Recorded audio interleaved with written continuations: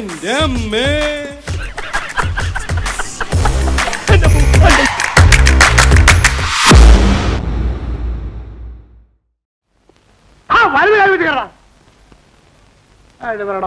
പറയില്ലേ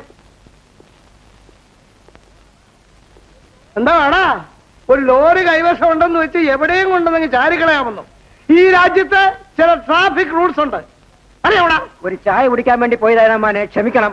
ചായ കുടിക്കുന്നതും ചാരായം കുടിക്കുന്നതുമല്ല ഇവിടെ പ്രശ്നം. സൈഡ് അറിയണം, ട്രാഫിക് റൂൾസ്. ലോറി സൈഡ് തെറ്റിച്ചിട്ട് അവിടെ ശിക്ഷ എന്താണെന്ന് അറിയാവൂടാ? അറിയാമോന്ന്? അറിയില്ലേ മോനെ? പിന്നെ ഏത് കോന്തനാടാ അതിനൊക്കെ ചന്ദ്രവളയം പിടിക്കാൻ ലൈസൻസ് എന്നത്?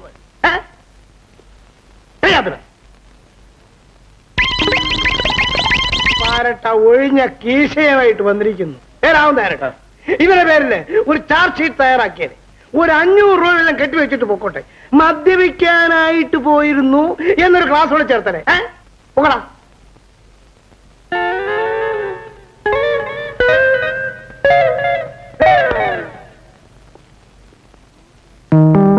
സൂത്രേ കിട്ടാതെ രണ്ടെണ്ണത്തിന് ഞാൻ ഇവിടെ നിന്ന് വിടത്തില്ല. Good morning. അത് കൈയിരിക്കട്ടെ. ലോറിയിൽ ഓണറായിരിക്കും അല്ല എങ്കിൽ പിന്നെ ഓണർക്ക് വേണ്ടി ശിപാർശ ചെയ്യാൻ വന്നവനായിരിക്കും. ഇൻസ്പെക്ടർ മുറിയതാ.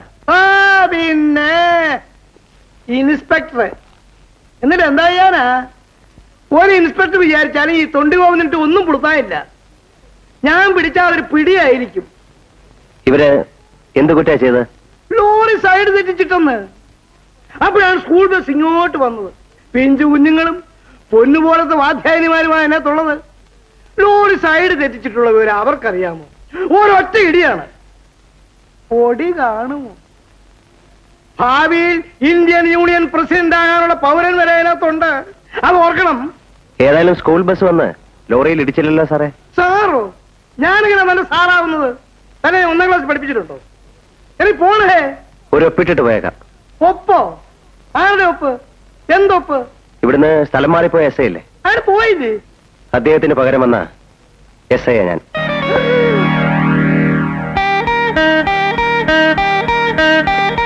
മേലെ സൈഡ് ഇടിച്ച് വണ്ടി എടുത്ത പൊയ്ക്കോ.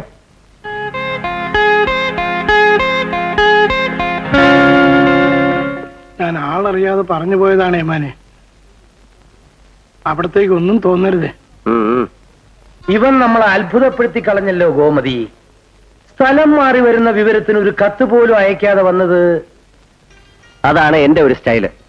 പോലീസ് സ്റ്റേഷനിൽ പോലും ഞാൻ വന്നതിന് ശേഷം വിവരം അറിയാവുന്ന എനിക്ക് നിർബന്ധം ഉണ്ടായിരുന്നു. ഇൻസ്പെക്ടർ സ്റ്റേഷനിൽ ഒളിച്ചു വരുന്ന ഒരു സ്റ്റൈലാണെന്ന് എനിക്ക് തോന്നുന്നില്ല. അത് നമ്മുടെ അഭിപ്രായമല്ലേ, മറ്റുള്ളവരെ സ്വീകരിക്കണമെന്ന് നിർബന്ധമൊന്നുമില്ലല്ലോ. അയ്യോ വഴക്കാക്കണ്ട, ഞാൻ വെറുതെ പറഞ്ഞതേ ഉള്ളൂ. ഗോമതി, നീയും ലേഖയും കൂടി ഇവന് കൊടുക്കാൻ വേണ്ടി നേരം വെളുക്കുന്നവരെ എന്താ ഉണ്ടാക്കിയത്? കുറച്ച് ഉണ്ണിയപ്പം ഉണ്ടാക്കുമായിരുന്നു ചേട്ടാ. ചേട്ടന് ഉണ്ണിയപ്പം വലിയ ഇഷ്ടമാണ് അച്ഛാ. അപ്പൊ ഞാൻ ഇന്ന് വരുന്നുള്ള വിവരം ഇവിടെ എല്ലാവർക്കും അറിയായിരുന്നോ? അതിന് എന്നെ നോക്കുന്ന എന്തിനോ? നീ ദിവസവും അവൾക്ക് കത്തെഴുതും, അവൾ അത് എന്നോട് പറയും, ഞാനത് ഇവരോട് പറയും. ഇവിടെ ആരെ വിളിക്കാനാ? അപ്പൊ നീയാണ് കാല് വാരിയത്. അതാണ് എന്റെ ഒരു സ്റ്റൈൽ.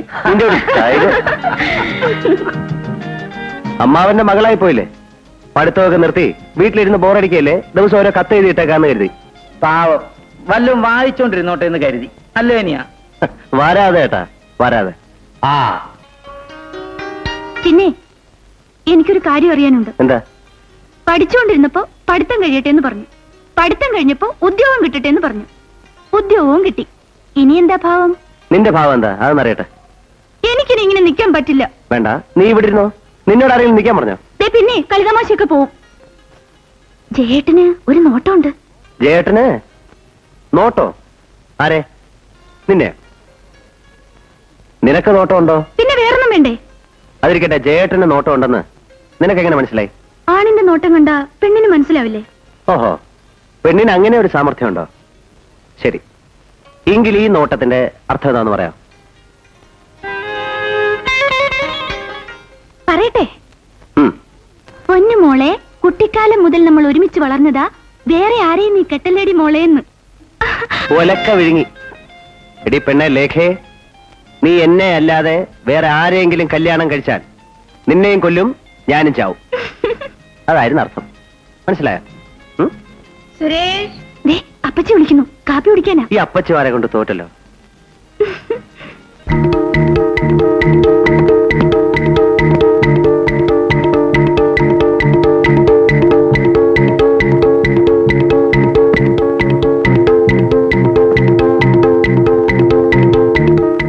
കാർത്തിയായനി എവിടെ? അവള് നാട് വിട്ട് കാണും. എടീ മോളെ അമ്പിളിക്കുട്ടി, എന്താച്ചാ? നിന്റെ അമ്മ എവിടെ കെട്ടിയെടുത്തോണ്ട് പോയി? അമ്മ അടുക്കളയിലുണ്ടച്ചാ. നേരം വെളുത്ത പാടെ അവളെ എന്തോ മലമറിക്കാ അടുക്കളക്കകത്ത്. എന്ത് വേണം? കാർത്തിയാനിക്ക് എന്ത് വേണമെന്ന്? ഓഹോ, നീ ബാറ്റ് കളിക്കുകയായിരുന്നു. വിളിച്ച എന്തിനാണെന്ന് പറഞ്ഞു മനുഷ്യ. നീ എന്റെ വില കണ്ടോ? ഈ പരുവത്തിൽ എന്തിനു കൊള്ളാം? അയ്യോ, അതിപ്പോ പ്രായമായ പെണ്ണിന്റെ മുമ്പ് വെച്ച് ഞാൻ എങ്ങനെയാ പറയുന്നേ? എടി എന്റെ തൊപ്പി എവിടെയെന്ന്? നിങ്ങളുടെ തൊപ്പി എന്റെ തലയിലാണോ ഇരിക്കുന്നേ? വെട്ടടുത്ത് പോയി തിരക്കണം. അതിവിടെ കാണുന്നില്ലെന്ന്. കാണുന്നില്ലെങ്കിൽ വേണ്ടെന്ന് വെക്കും. തൊഴി വെച്ചെന്നാലുണ്ടല്ലോ. എടി കവാത്തിന് വന്ന നേരമായി. അപ്പോഴാണ് അവളുടെ ഇത് കേട്ടോടി മോളെ, നിന്റെ അച്ഛനെ കവാത്തിന് പോന്നെന്ന്. അയ്യോ അച്ഛ, അതെന്ത് പറ്റി? പുതിയ രസമായി വന്നിരിക്കുന്നു. പുത്തനച്ചി പറപ്പുറം തൂക്കുന്നു കേട്ടിട്ടില്ലേ? ആഴ്ച 2 പ്രാവശ്യമെങ്കിലും കവാത്തിന് പോയില്ലെങ്കിൽ റിമാർക്ക് എഴുതുമെന്ന്. ആ, ചുമ്മാ പോയി ചവിട്ടെ. വയസ്സുകാലത്ത് കൈയും കാലും ഒക്കെ നിളകട്ടെ. പോയി മര്യാദക്കിന് തൊപ്പി നോക്കിയെടുത്തുള്ളൂ. എടി മോളെ, ആ കട്ടിലിന്റെ കീഴിലെങ്ങാനും ചെന്ന് നോക്ക്. അവിടെ എങ്ങാനും കാണും. വേഗം വേണം, എനിക്ക് പാ നേരമായി. പാതിരാത്രി ആകുമ്പോ മൂക്കറ്റം കള്ളും കുടിച്ച് തലയും കുത്തി കേറി വരും. എന്നിട്ട് ഉടുത്തിരിക്കുന്നല്ല 4 പാടും വലിച്ചെറിഞ്ഞിട്ട് കട്ടിലേക്ക് ഒരു വീഴ്ചയാ. പിന്നത്തെ കൂത്താണ് മുതുകൂത്ത്. ആ, മുതുകൂത്താണെങ്കിലും ഇളങ്കൂത്താണെങ്കിലും പിള്ളേർ താരായി. ആ വിശേഷം ഒന്നും പറയണ്ട. പിന്നെ ചിട്ടിപ്പണം കിട്ടുന്ന കാര്യം ഓർമ്മയുണ്ടല്ലോ. ഓടി അവിടുന്ന്. അവർക്ക് ചിട്ടിയുടെ കാര്യം, എനിക്ക് തൊപ്പിയുടെ കാര്യം. ആ കാശ് കിട്ടിയിട്ട് വേണം പെണ്ണിനെ കെട്ടിച്ചയക്കാൻ. 3 അയച്ചില്ലേ? ഇതിന് ഞാൻ അന്തസ്സായിട്ട് തന്നെ അയച്ചു. അത് അന്തക്കാലം. ഇപ്പൊ പെൻഷൻ ആകാറായി. കയ്യില് വല്ല കൂറയുണ്ടോ? കൂടെ ഉണ്ടോ ചോദിച്ചപ്പോ പെണ്ണ് വരുന്നു. ഇതേച്ച തൊപ്പി ഇതെവിടെ ഇരുന്നു മോളെ? അമ്മയുടെ തലേനോട് താഴെ. അതെങ്ങനെയാ പെട്ട വന്നു? ബോധം ഉണ്ടായിരുന്നെങ്കിലല്ലേ അറിയത്തുള്ളൂ. അറ്റൻഷൻ.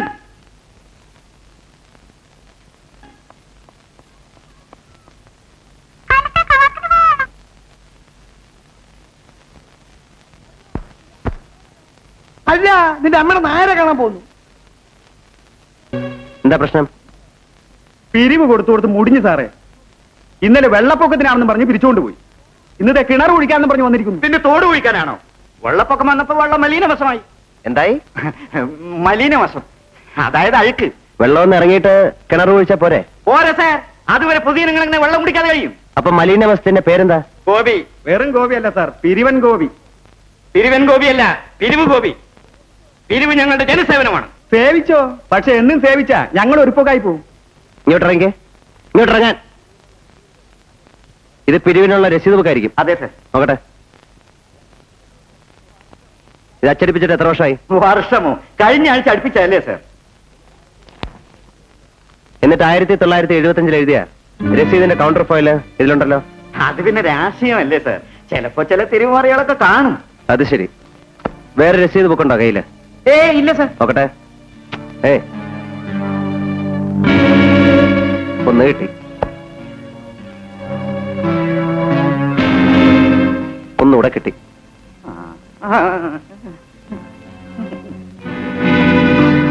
ഇതെന്താ കഠാരെ? രസീത് എഴുതാൻ കൊണ്ട് നടക്കുന്ന പേനായിരിക്കും. രാഷ്ട്രീയമാവുമ്പോ ശത്രുക്കൾ പലരും കാണും സാർ. പിരിവ് തരാത്തവരെയൊക്കെ തായത് കാണിച്ച് വരട്ടോ. ഇതുവരെ ഞാനിത് ഉറയിൽ നിന്ന് ഊരിയിട്ടില്ല സാർ. എന്നാ ഞാനൊന്ന് ഊരി നോക്കാം.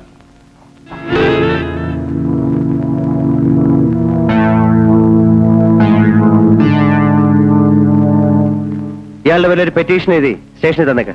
ശരി സാർ. താൻ നേരെ സ്റ്റേഷനിൽ വരണം. വരാം സാർ. ഇയാൾ ഉണ്ടായിട്ട് കളയും സാർ. എങ്കിലും ഇവന്റെ അന്ത്യമായിരിക്കും. സ്റ്റേഷനിൽ വരോടാ. വരാം സാർ. ഓടി വരണം. ഇവിടുന്ന് ഓടിയാ നേരെ സ്റ്റേഷൻ വരെ ഓടണം. ഇങ്ങനെ ഒരു ഐഡിയ മനസ്സിലുണ്ടായിരുന്നോ? ഇത് നേരത്തെ പറയാൻ പാടില്ലായിരുന്നോ? എങ്ങനെ? അതൊരു പ്രശ്നമേ അല്ല. നമ്മൾ വാങ്ങിച്ചു കൊടുത്ത ജോലിയല്ലേ, അതിനുള്ള നന്ദി ഇല്ലാതിരിക്കുമോ? പിന്നെ മറ്റത് ഞാൻ വാങ്ങിച്ചു വെച്ചിട്ടുണ്ട്. അതെ, അത് ഞാനെടുക്കുന്നു മറിക്കും. ഒരത്യാവശ്യം വന്നോണ്ടാ. അത് പിന്നെ അഡ്ജസ്റ്റ് ചെയ്തോളാം. ഇല്ലില്ല. പിന്നെ വേറൊരു പ്രധാനപ്പെട്ട കാര്യം, ഉടനെ ഒന്ന് ഞെട്ടേണ്ട കാര്യം വരുന്നുണ്ട്. നമ്മുടെ തിരുമുറ്റത്തെ മൂപ്പിൽസ് കാറ്റ് പോകാറായി കിടക്കുക. ഇല്ലില്ല, കാറ്റ് പോയില്ല, ഉടനെ പോകും. വയസ്സനല്ലേ. ഞാൻ അറിയിക്കാം. പിന്നെ ഹെലികോപ്റ്ററിൽ തന്നെ വന്നാ മതി. നമ്മുടെ ധാരാളം വോട്ടേഴ്സ് ഉള്ള വലിയൊരു തറവാടാണത്. വേണ്ട, ചത്തിട്ട് വന്നാ മതി. അതിന് മുമ്പേ വന്നാ നമ്മുടെ വില പോവും. എന്നാ വെക്കട്ടെ. Okay, thank you. ഹോം മിനിസ്റ്ററാ, ഞാന് നിങ്ങളൊന്ന് കാണാൻ ഇറങ്ങിയതാ. ആ കൂട്ടത്തിൽ മിനിസ്റ്ററെ ഒന്ന് വിളിച്ചെന്നേ ഉള്ളൂ. ഇരിക്കേ. എനിക്ക് മനസ്സിലായില്ലല്ലോ. ആരെ? എന്നെയോ? ഇദ്ദേഹമാണ് ശ്രീമാൻ നീരേറ്റുപുഴ നാരായണൻകുട്ടി. നീരേറ്റുപുരം അച്ഛന്റെ പേരായിരിക്കും. അല്ല, സ്ഥലപ്പേരാ. കോത്താഴം കഴിഞ്ഞ് അടുത്ത ഓ, കേട്ടിട്ടുണ്ട്. നീരേറ്റുപുരം നാരായണൻകുട്ടി, ഹോം മിനിസ്റ്ററുടെ വലങ്കൈ അല്ലേ? യാ യാ. എനിക്ക് മുമ്പ് ഇവിടെ ഇരുന്ന് സബ് ഇൻസ്പെക്ടറെ പൊക്കിയത് സാറായിരുന്നു അല്ലേ? യെസ്. അയാളെ പൊക്കാതിരിക്കാൻ വേണ്ടി ഞാൻ വളരെയേറെ ക്ഷമിച്ചു നോക്കി. സമ്മതിക്കില്ലെന്ന് പറഞ്ഞാൽ എന്ത് ചെയ്യും? അയക്കൊരു സൂക്കേടുണ്ട്. ഭരണകക്ഷിക്കാരുടെ ആളാണെന്ന് പറഞ്ഞാൽ കൂടുതലടി, പ്രതിപക്ഷം എന്ന് പറഞ്ഞാൽ കുറച്ചിടി. അത് കൊള്ളാമല്ലോ. പല പ്രാവശ്യം വാർണിംഗ് കൊടുത്തു, ഞാൻ പൊക്കുവേ പൊക്കുവേ എന്ന്. കേട്ടില്ല. അവസാനം ഹോം മിനിസ്റ്റർ വിളിച്ചു പറഞ്ഞു പൊക്കിക്കോ. ദേ തൂക്കിയെടുത്ത് വണ്ടം മേട്ടിലേക്ക് ഒരു എറിയും കൊടുത്തു. അവിടെ കട. ഞാൻ കേട്ടിട്ടുണ്ട്. സാറിപ്പോ ഇവിടെ വിശേഷിച്ച് ഞങ്ങളുടെ ഒരാളിനെ ഇന്നലെ നിങ്ങൾ കസ്റ്റഡിയിൽ എടുത്തു എന്നറിഞ്ഞു. വിട്ടുകളാ. ആൾ ആരാണാവോ? അകത്ത് കിടക്കുന്ന ആള് തന്നെ. ഞങ്ങളുടെ ഒരു സ്ട്രോങ് വർക്കറാ, ശേഖരൻ. അവന്റെ പേരില് ഞാൻ ഒരു കേസ് ചാർജ് ചെയ്തിരിക്കുകയാണ്. കേസോ? എന്തിന്? 4 കൂടിയ കവലയെന്ന് പെണ്ണുങ്ങളെ കമന്റ് അടിച്ചതിന് ഇന്ന് കോടതി ഹാജരാക്കും. അപ്പൊ ഒരു വക്കീലിനെ കൊണ്ടുവന്നാല് ജാമ്യത്തിൽ ഇറക്കിക്കൊണ്ടുപോവാ. അതാണ് നിയമം. കോടതി നിയമമൊക്കെ കളയണം മിസ്റ്റർ. ഇതേ ഹോം മിനിസ്റ്ററുടെ പ്രശ്നമാ. സാറിന്റെ അച്ഛന്റെ പേരെന്താ? കുഞ്ഞിരാമൻ. മിസ്റ്റർ കുഞ്ഞിരാമന് ശ്രീധനം കിട്ടിയ വകയാണോ ഈ കോടതി നിയമമൊക്കെ? നിങ്ങൾ എന്റെ തന്തയ്ക്കാണ് പറഞ്ഞത്. കുഞ്ഞിരാമൻ തന്റെ തന്നാണെന്നല്ലേ പറഞ്ഞേ? നിങ്ങളുടെ മുൻഗാമിയുടെ കഥ മറക്കരുത്. വണ്ടമ്മേട് അല്ലേ? സാറൊന്ന് എഴുന്നേറ്റെ കാണട്ടെ. കാണാൻ എന്തോന്ന്? എഴുതേക്കണോ? എന്നോടാണോ? ഞാൻ ഇവിടെ ഇരിക്കുന്നിടത്തോളം കാലം മിനിസ്റ്ററുടെ പേരും പറഞ്ഞ് പോലീസ് സ്റ്റേഷൻ ഭരിക്കാൻ വന്നാൽ ചവിട്ടി എന്റെ നട്ടൽ ഒടിച്ചളെ. മനസ്സിലായി. മനസ്സിലായെന്ന്? മനസ്സിലായേ. മേലാൽ ഈ കോമ്പൗണ്ടിൽ കടക്കുകയോ ഈ ഫോണിൽ തൊടുകയോ ചെയ്താൽ എന്ത് ചെയ്യും? കൈ വെട്ടിക്കളയും. ഉം. കൈയും കാലും വെട്ടിക്കളയും. അല്ല, നിന്റെ മുടിയും പുരിയും മീശയും വടിച്ചളഞ്ഞിട്ട് തൂക്കിയെടുത്ത് ലോക്കപ്പിലിടും. മനസ്സിലായോ? ആയേ. വാ, കൈ രണ്ടും നില വെക്കേ. വലത്തെ കാലം വെക്ക. വലത്തെ കാലം വെക്കണം. ശേഷം കഴിയുന്നതിന് വരെ ഒറ്റക്കാലം ഞൊണ്ടിപ്പോ. ഡയറി ഡയറി.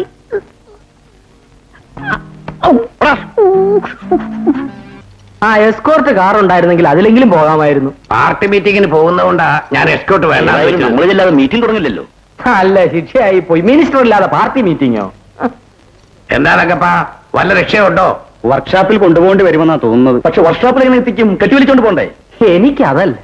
ഈ രാജ്യത്തെ ഒരു മന്ത്രി ബ്രേക്ക് ഡൗൺ ആയി കിടന്നിട്ട് തിരിഞ്ഞു നോക്കാൻ ഒരു പട്ടിയെങ്കിലും ഉണ്ടോ നോക്കി. ഇക്കണക്കിന് പാവം ഗവർണറുടെ സ്ഥിതി എന്തായിരിക്കും? നിങ്ങളുടെ അനുഭാവികൾ കുറെ ഇവിടെയൊക്കെ കാണണമല്ലോ. അനുഭാവികളെക്കാൾ ഭേദം എതിരാളികളാ.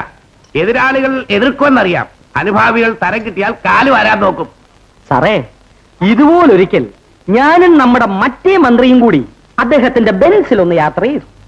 രാത്രി സമയം വണ്ടി വഴി ബ്രേക്ക് ഡൗൺ ആയി. അദ്ദേഹം എന്ത് ചെയ്തെന്ന് അറിയാമോ?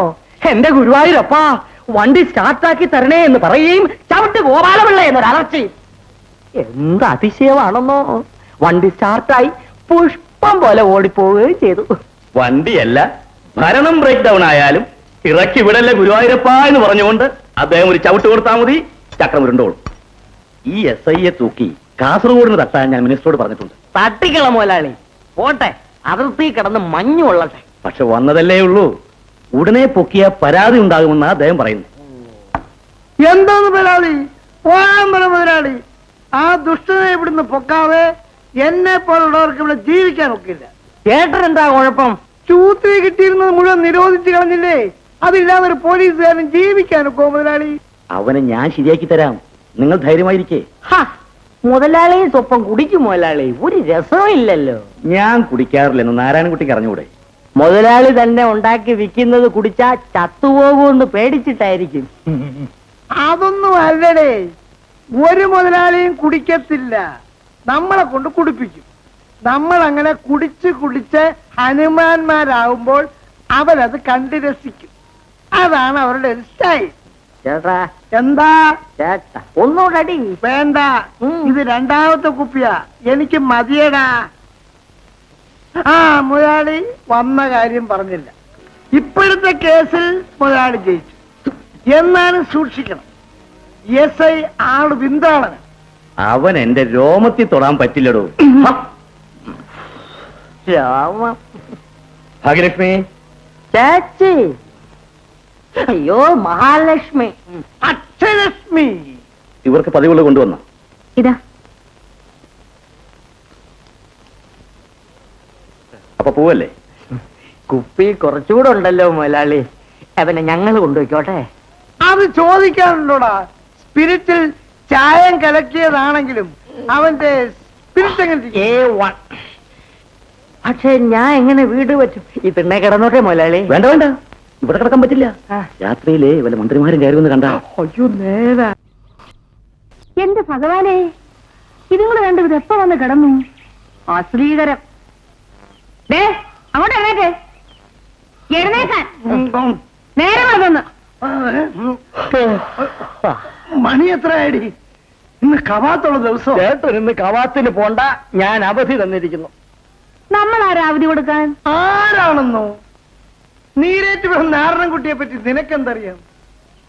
സ്ഥലത്തെ പ്രധാന നേതാവ്. അങ്ങനെ അങ്ങോട്ട് പറഞ്ഞുകൂടി ചേട്ടാ. ആഭ്യന്തരമന്ത്രി തോക്കാണെങ്കിൽ നാരായണൻകുട്ടി അതിന്റെ കാഞ്ചിയാ. ആ കാഞ്ചിയുടെ കയ്യിൽ തന്നെ ഇരുന്നോട്ട്. നിങ്ങൾ മര്യാദയ്ക്ക് എഴുന്നിട്ട് കുളിച്ചിട്ട് കവാത്തിന് പോകാൻ നോക്ക്. പെൻഷൻ ആകുന്നതിന് മുമ്പേ ഒരു പെങ്ങച്ചുള്ളതിനെ കൂടെ പറഞ്ഞയക്കേണ്ടതാ. എന്തിനാ ചേച്ചി ഈ പെൻഷനും കല്യാണവും കൂടെ കൂട്ടിക്കുഴയ്ക്കുന്നത്? പെണ്ണിനെ ഞാൻ ഏറ്റു. ഏറ്റെന്ന് പറഞ്ഞാൽ നാരായണൻകുട്ടി അവളെ കെട്ടുവന്ന് തന്നെ. അപ്പൊ അതിനുവേണ്ടിയാണോ ഈ തുണയ്ക്ക് വിളിച്ചോണ്ട് വന്ന് കിടത്തിയത്? കല്യാണം കഴിയാതെ അകത്ത് കിടക്കുന്നത് ശരിയാണോ ചേച്ചി? നിങ്ങൾ സമ്മതിച്ചാലും ജനം സമ്മതിക്കുവോ? ദേ ഇങ്ങോട്ട് നോക്കിയേ. അപ്പൊ നാരായണൻകുട്ടിക്ക് പെണ്ണ് കൊടുക്കാൻ തന്നെ തീരുമാനിച്ചോ? ഒരു നല്ല കാര്യമാണെന്ന് എനിക്ക് തോന്നി. തലയിലെടുത്ത് നേരെയാണെങ്കിൽ അടുത്ത വർഷം മന്ത്രിയാ. മന്ത്രിയാകാൻ തലയിലൊന്നും വേണ്ട. ഞാൻ ഇലക്ഷന് നിൽക്കും, MLA ആവും, മന്ത്രിയാവും. എന്നാൽ അത് കഴിഞ്ഞിട്ട് മതി കല്യാണാലോചന. എന്നാ ഇത്തവണ തന്നെ ഞാൻ നിൽക്കും. തൽക്കാലം ഗേറ്റിന് വെളിയിൽ നിന്നാ മതി. പോയാട്ടെ.